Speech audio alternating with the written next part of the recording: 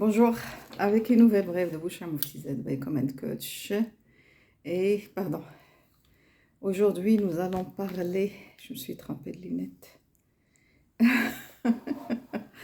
Bon, aujourd'hui nous allons parler de l'orientation, mais cette fois-ci pour la Turquie, parce que là j'ai eu pas mal de demandes, énormément de demandes. Pas mal dans le sens où à peu près j'ai eu 5 personnes qui veulent venir étudier en Turquie et les parents ils sont perdus, notamment la maman d'une jeune fille que j'ai coachée il y a 2 années et c'est-à-dire qui était vraiment très bien orientée dans le sens où j'étais face à une personne qui savait quoi faire, qui savait ce qu'elle voulait. Et la coïncidence a fait qu'elle avait perdu son papa il y a 1 année, c'est-à-dire l'année du baccalauréat. Et du coup, bon, j'ai l'impression peut-être qu'elle a perdu confiance en elle, peut-être qu'elle n'a pas pu bien préparer, tout à fait normal, lorsque on perd un papa, un des parents ou une maman. Et faire le deuil n'est pas évident. Et passer le baccalauréat, s'orienter, réussir une grande école, mine de rien, elle a réussi à avoir l'École nationale de gestion, le NCG et le drame pour la maman. Pour moi, ce n'est pas du tout un drame pour la maman. La problématique, c'est que la fille, elle ne veut pas terminer du tout ses études à l'ENCG. Et elle veut coûte que coûte venir étudier en Turquie. Bon, elle m'avait appelé pour demander mon avis sur les études en Turquie et à côté de à peu près, je pense, 4 ou 5 autres personnes. Personnellement parlant et sur la base de mon expérience, à partir de mon expérience, le problème de la Turquie d'abord, c'est que les études sont en langue turque, où il y a des universités qui sont anglophones. Ça, c'est le premier point. Il faut maîtriser la langue. Et on a eu le cas, il y a une bonne dizaine d'années, si je me rappelle, c'était en 2012 ou en 2013, et c'était une stagiaire qui avait passé un stage chez moi. Et du jour au lendemain, elle était venue en Turquie.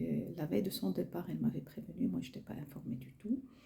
Et 2 jours après, la maman qui m'appelle pour me dire Madame Moutizet Lechli, qu'est-ce que vous pouvez parler avec ma fille, elle est perdue. Donc j'étais obligée de l'orienter vers c'est-à-dire l'ambassade, le responsable culturel de l'ambassade pour comprendre son problème. Et en même temps, pour l'aider à s'orienter, et la décision qui a été prise par ce responsable, c'était de lui demander de rentrer au Maroc parce qu'elle n'avait pas la langue, l'anglais, et les études en anglais en Turquie ne sont pas du même niveau qu'au Maroc. Le Maroc, on étudie beaucoup mieux l'anglais. Ça, c'est parmi les raisons, c'est-à-dire parmi les choses que j'ai avancées à cette maman. Je n'ai pas encore vu la fille. Ces gens-là, ils sont venus faire du tourisme. Ils sont venus ici pour faire du tourisme. Et, pardon, je pense que j'ai un début de rhume. Ces gens-là, elles sont venues pour faire du tourisme et je vais les rencontrer et peut-être si c'est pas possible, vu la contrainte de la distance, juste pour votre information, parce que je vais faire une autre capsule sur un petit peu comment se préparer lorsqu'on veut venir en Turquie, vu que j'ai eu les personnes que je connais qui veulent venir, j'ai eu dernièrement 3 personnes qui veulent venir, c'est-à-dire elles avaient besoin d'informations. Donc je vais ouvrir une parenthèse par rapport à ça. Istanbul, c'est à peu près 18 millions d'habitants, c'est presque la moitié du Maroc, c'est très très grand. On ne peut pas du jour au lendemain fixer un rendez-vous avec quelqu'un, surtout lorsqu'on habite loin du centre. Il y a plusieurs centres, il y a le côté européen et le côté asiatique, donc je ne rentre pas dans ces détails, je préfère continuer sur le problème de l'orientation de cette fille. Donc, première question qui se pose, est-ce que vous avez la langue anglaise? Est-ce que vous avez l'anglais?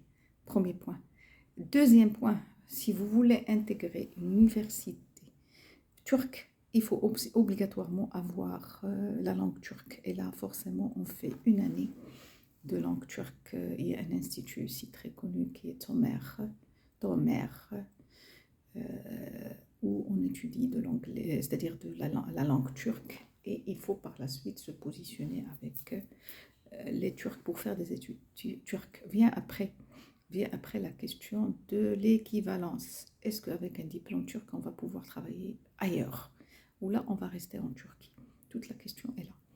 Beaucoup de gens que je connais qui ont étudié, qui ont préféré partir ailleurs, pour la simple raison, c'est que les salaires, ils sont bas. Les salaires en Turquie, ils sont vraiment bas.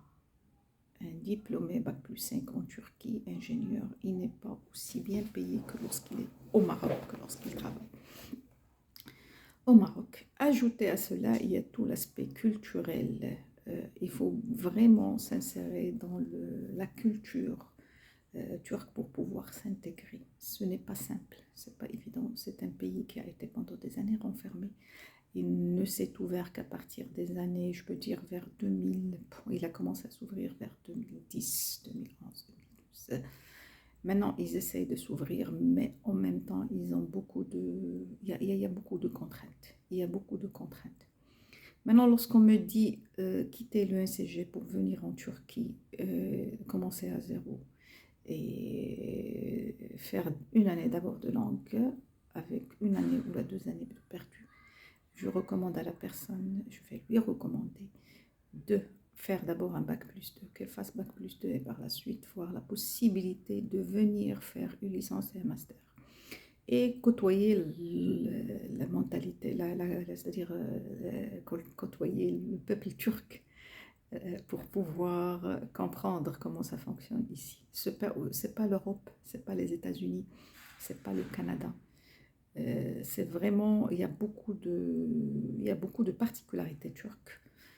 Si je peux dire, il y a des particularités, il y a même des contraintes. Il y a même des contraintes culturelles, il y a des barrières culturelles. Donc, l'idée ici, c'est quoi?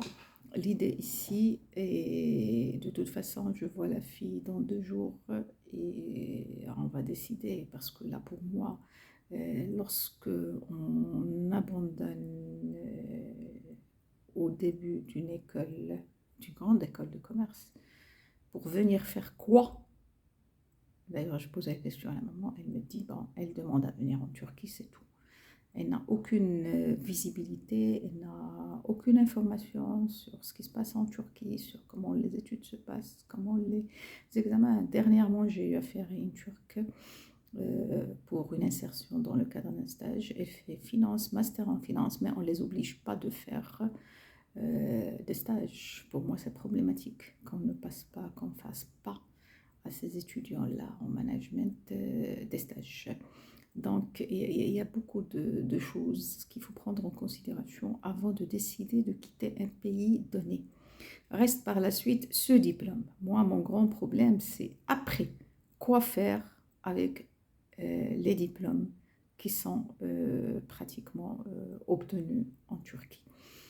Il y a pas mal d'accords de partenariat entre le Maroc et la Turquie, mais ils ne vont pas très loin. C'est des accords pour préparer beaucoup plus à des masters. Il y a certains doctorats qui sont limités dans le temps. Donc, il y a tout ça qu'il faut prendre en considération. Actuellement, avec Covid, moi, je me rappelle, il y a 5 ans de ça. Il y a 5 ans, j'ai eu une personne avec sa fille et elle a été recommandée par une tante à elle et qui a voulu venir en Turquie. Je l'avais carrément déconseillée. Elle était partie en Chypre, du côté de la Turquie. Et le problème s'est posé lorsqu'il y a eu la Covid ou le Covid-19. Le problème, c'est que cette fille-là, ils ont fermé les universités et ils n'ont pas pu du tout rentrer au Maroc. Ils n'ont pas pu quitter le pays. Il n'y avait pas, les banques, elles ont fermé, tout a été fermé. Les parents, ils n'ont même pas pu lui envoyer de l'argent pour vivre ou survivre. Donc, elle était logée chez ses amis, bien que, moi je me rappelle que je lui avais déconseillé carrément lorsqu'elle m'avait parlé du Chypre, de la Turquie d'abord et par la suite de Chypre. Ma première question c'était, Est-ce que, si jamais le problème se pose, comment rapatrier ces étudiants-là? Parce que là, il y a énormément de problèmes à ce niveau. Aussi pour la Chine, on a des cas d'étudiants. Il y a un étudiant qui est décédé et ils n'ont pas pu rapatrier le corps du tout avec Covid-19. Il y a un étudiant qui n'a pas vu ses parents, ça fait 3 ans, il ne pouvait pas rentrer du tout. Donc, il y a tous ces éléments-là qu'il faut prendre en considération. La Turquie, lorsqu'on la visite dans un cadre de voyage organisé touristique pour découvrir le pays pour du tourisme, c'est pas la Turquie lorsqu'on veut étudier ou là lorsqu'on veut y vivre. Donc, sur ce, je vous invite à voir les autres capsules que je vais publier très bientôt sur ce pays, ce très beau pays. Il est très très beau, mais il a ses limites, il a ses freins aussi pour le développement dans différents domaines. Donc, je vous invite à vous abonner à ma chaîne, La Brève de Boucha Mouftidat Baïkom and Coach. N'hésitez pas à me liker, n'hésitez pas à me disliker s'il le faut, n'hésitez pas à commenter. Et si vous avez besoin de toute autre question, vous avez mon numéro WhatsApp 06 64 25 77 30. Je préfère communiquer toujours le numéro marocain. C'est un numéro de toute façon international. Et je reste à votre écoute pour tout questionnement et toute remarque et précision éventuellement ou suggestion et proposition d'amélioration